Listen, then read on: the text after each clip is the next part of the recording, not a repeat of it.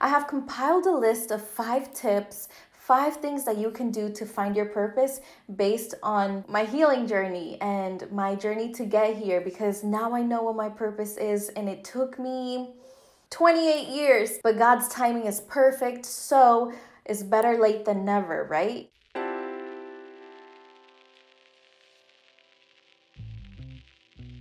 Hi my loves, welcome back to my channel. My name is Lola and I am here to share with you the tools and tips that have worked along my healing journey. I'm here to share my voice. I'm here to bring joy, knowledge, and inspiration to you. So thank you so much for being here. Thank you so much for listening. And I hope that you can take away anything, even a little seed from this video, so that you can implement it in your life and so that you can find your purpose. In 2020 is when I started really to dig deep into what my purpose was.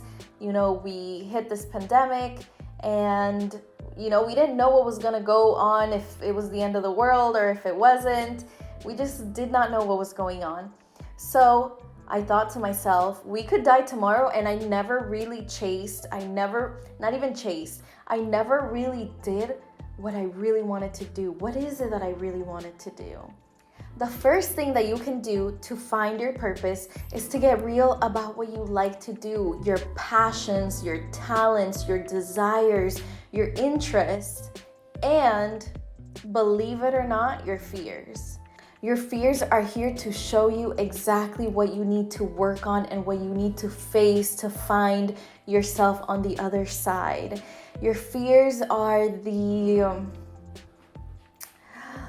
how do I even say it? They are the substance to life. Once you face your fears, you pass this threshold in your human life and even in your soul life where you overcome this level that you were here and put on this earth for. So dig into your fears, lean into them, learn about them, face them, confront them. The first question that you should ask when you're trying to find your purpose is, how can I serve on this planet? And take a look at what you did, consciously or unconsciously, without somebody telling you to do it. I want to share how I found this out. And basically, like I said, in 2020, I asked myself that question. I started meditating. I started thinking about what I liked to do when I was young, when I was a little girl. And I remember I even went back to my time of when I lived in Colombia, when I was 5, 6 years old. And I remember having friends over, and I would create these choreographies and we would dance and we would sing. I felt so happy, and I started to remember that, and I'm like, oh my God. And I started to take a look at that also, like just in school, nobody ever told me to join chorus. I just joined chorus while I was in middle school and high school, and I was just always wanting to sing and to dance, and that is when I feel the happiest. But I did not realize that, because we're always thinking that we need to follow these certain steps within society in order to be successful. And I've learned to redefine what success means to me. To me, success means living your purpose, being happy every day that you wake up, having slow mornings, being able to choose and decide and schedule your time around your obligations, and just taking care of yourself physically and mentally, but on a soul level. The next step is that once you know what you like, what you're interested in, all that good stuff, question your beliefs, your judgments, question yourself. Ask yourself, am I doing these things that I love, that deep down inside I want to do? If you're doing them, great. You're most likely going to find your purpose there. And if you're not doing it, ask yourself, why am I not doing it? Why? What is going on? What judgment, what belief do I have that is not allowing me to do that?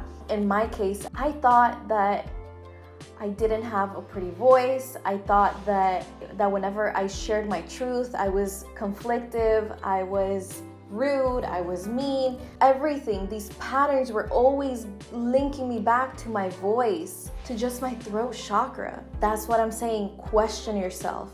Why are you not doing the things that you want to do? And then you're gonna get the answer. If it's fear, work on that fear. Like I said, lean into that fear, because that's only gonna make you stronger. If you don't think you're good enough, you need to work on your self-esteem and see that you are more than good enough. You were created by God. So you have everything that it takes to live your dharma, your purpose, what your soul desires. But you have to believe it. That's why you have to question your beliefs. The third step is to use tools to learn and to know yourself. And by tools, I mean meditation. Sitting with yourself and letting the thoughts come, it's gonna teach you so much about yourself. When you start hearing and seeing the patterns and the cycles that you've been repeating year after year, then you're going to realize, oh my goddess, the answers and the patterns and the signs have always been there. There's constellation therapy, there is Reiki, opening up your Akashic records, learning how to breathe correctly and doing breathing exercises and pushing yourself over the edge is going to really give you some really good feedback about yourself. The fourth is ask and you shall receive. As you're walking this path of self-development and self-knowledge, you'll start to push, barriers and obstacles in your way aside, because you will use all this healing, all these tools, all this knowledge by finally getting real with yourself about what you like. Your spirit guides, ask for guidance and you will receive it. Like I said, the signs were always there for me to dance, to sing. That is what made me the happiest. But it took a freaking world pandemic and thinking that I could die tomorrow for me to get honest with myself. And I started experiencing physical symptoms. I was not aware until I came back from Bali back in March of 2020 when everything was shutting down. That's when I started to realize, what is going on? I feel something. It didn't hurt. I went to the doctors. They did blood work. They tested my thyroid. They would check me. I went to, I want to say 3 or 4 different doctors.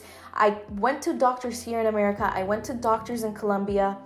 And so look at all those patterns, ask for this knowledge, and I promise you, you will receive it. And then the last step and the last tip that I want to leave you with is to put in the work and to never give up. It kind of goes hand in hand with the previous step. Once you get the information, put in the work to heal.